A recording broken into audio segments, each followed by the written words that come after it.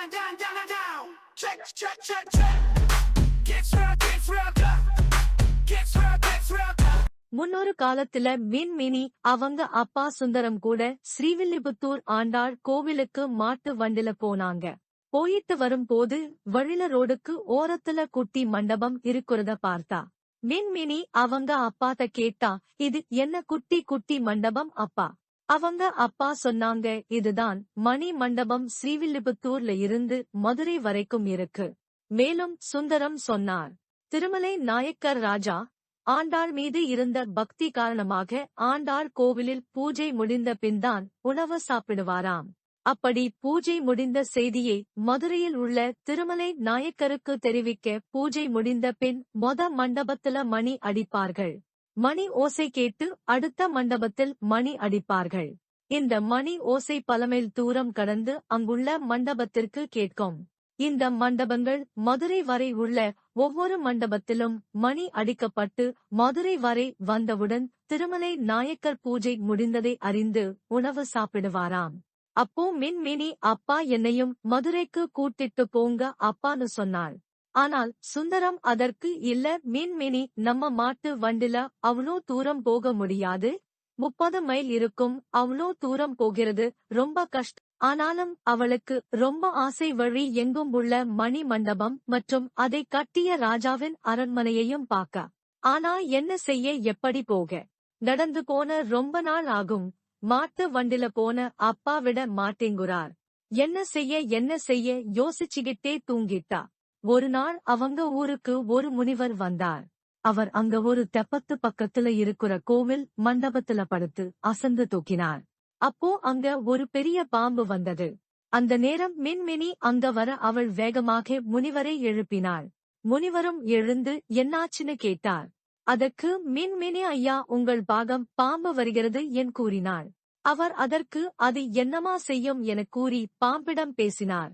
பாம்பு அமைதியாக போய்விட்டது. முனிவர் பாம்புடன் அமைதியாக பேசியதும் பாம்பு மெதுவாக மரத்தில் ஏறி மறைந்தது. மின்மினி வியப்புடன் பார்த்து கொண்டிருந்தாள். ஐயா, நீங்க யாரு? அந்த பாம்பு நான் யாருன்னு தெரியாமா நீ என்னை காப்பாத்தின? மினி, நீ அயலோருக்கும் பயம் இல்லாமல் உதவுற சின்ன தேவதையே. அவள் சிரித்தாள். நான் தேவதையா? அவரது கண்களில் ஓர் ஒளி தெரிந்தது. நீ விரும்புறது மணி மண்டபங்களையும் மதுரையை பத்தியும் தானே? மின்மினி நிமிர்ந்து ஆமா, ஆனா என்னால போக முடியல என்றாள். அப்போதான் அதிசயம் நடந்தது. அவர் தன்னுடைய தண்டத்தை வீசினார். பனிக்கட்டி போல ஒளியோடு ஒரு விசித்திர வண்டி வந்தது.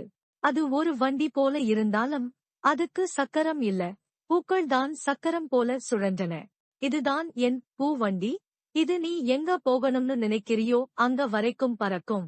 முனிவர் சொல்ல மின்மினி திருப்தியோடு வண்டியில ஏறினாள். முனிவரே, இந்த வண்டி எவ்வளவு சீக்கிரம் போகும்? இது காற்றோடும் ஓடும். ஆனா உன் மனசு எங்க நினைக்குதோ அங்க நிற்கும் என்றார். மின்மினி கைகளில் அதை வைத்துக் கொண்டபடி கண்களை மூடி தன் ஆசையை நினைத்தாள். மணி ஒலிக்கும் மண்டபம். அடுத்த நொடியிலேயே மினி ஒரு புது இடத்தில் இருந்தாள். சுற்றிலும் ஒளி, மணி ஒலி, புனிதமான வாசனை. அவள் எதிரே முதல் மணி மண்டபம் இருந்தது. அங்கேயே ஒரு தாத்தா ஒருவர் இருந்தார். வாங்க மினி, இன்று நீதான் நம்ம மண்டபத்தில் மணியை அடிக்கப் போற முதல் குழந்தை. மின்மினி மணி அடித்தாள். டங்! அந்த ஒலி அடுத்த மண்டபம் வரைக்கும் சென்றது. மின்மினியின் மாய பயணம் அங்கேயிருந்து தொடங்கியது. வண்டி புறப்பட்டது. அடுத்த மணி மண்டபமும் ஒளியோடு வந்தது. ஒவ்வொன்றும் ஒரு சின்ன கதையைச் சொன்னது. அங்கே நடந்த பூஜைகள், உண்டியல்கள், ஒலி வழியே செல்லும் நம்பிக்கை. பூக்கள் சுழலும் வண்டி மெதுவாக வானத்தில் பறந்து கொண்டு வந்தது. ஒரு பளிச்சென்ற ஒளியுடன் அது அடுத்த மண்டபத்தை அடைந்தது. இதுதான் சுடரொளி மண்டபம். இங்கே வானம் கூட நம் மின்மினிக்கு சிரிக்கிற மாதிரி இருந்தது. மண்டபத்துக்குள்ளே போன மினி ஒரு விசித்திரமான மணியை பார்த்தாள். அது மற்ற ஒளியோடு மெதுவாக மூங்கில் கம்பி மாதிரி அதிர்ச்சி ஒலி கொடுத்தது.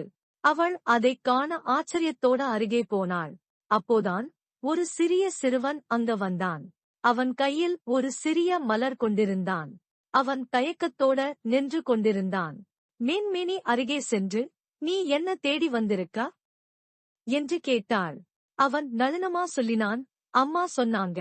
இந்த மண்டபத்துல வழிபட்டா மனசு நிறைவேறும்னு. ஆனா எனக்கு எப்படி மணியை அடிக்கிறது தெரியல. அவள் சிரித்தாள். வா, நான் கத்துக்கறேன் என்று அவன் கையை பிடித்து மணிக்கருகே அழைத்துச் சென்றாள். முன்னாடி கண்களை மூடி, உன் ஆசையை மனசுக்குள்ள சொல்லிக்கோ.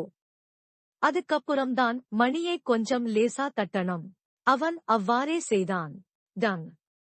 சுடரொளி மணி ஒலிக்க, அந்த ஒளி அவனைச் சுற்றி மறைந்தது. நீ நல்ல பையன் போல இருக்கே. உன் ஆசை நிச்சயம் நிறைவேறும் என்றாள் மின்மினி. அவனும் மகிழ்ச்சியுடன் சிரித்தான். அவள் பூவண்டியில் ஏற சிறுவன் கையசைத்தான். அடுத்த மண்டபம் எங்கிருக்கும்? அடுத்த ஒளி. கடைசியாக அவள் திருமலை நாயக்கர் அரண்மனை வந்தடைந்தாள். கலைநயமிக்க மிக பெரிய அரண்மனையை வியப்புடன் பார்த்தாள். அப்புறம் வீட்டுக்கு சென்று அவள் அப்பாவிடம் நடந்ததை கூறினாள். அப்பா அவளை பெருமையுடனும் சந்தோஷத்துடனும் பார்த்தார். மின்மினியின் பயணம்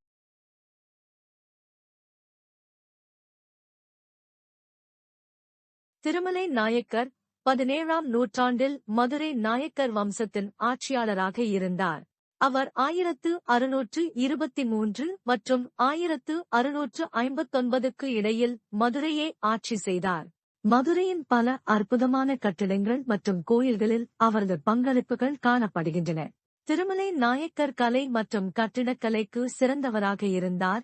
திருமலை நாயக்கர் அரண்மனை என்று அழைக்கப்படும் அவரது அரண்மனை ஒரு குறிப்பிடத்தக்க கட்டிடக்கலை தலைசிறந்த படைப்பாகும். ஸ்ரீவில்லிபுத்தூர் ஆண்டாள் மீது தீவிர பக்தனாக இருந்தார்.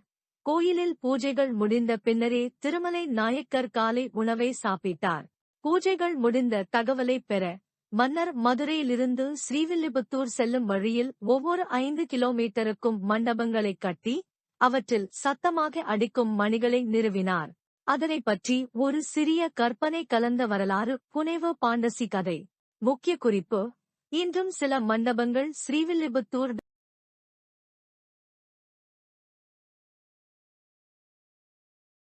Down, down, down, down, down, down. Check, check, check, check. Gets round,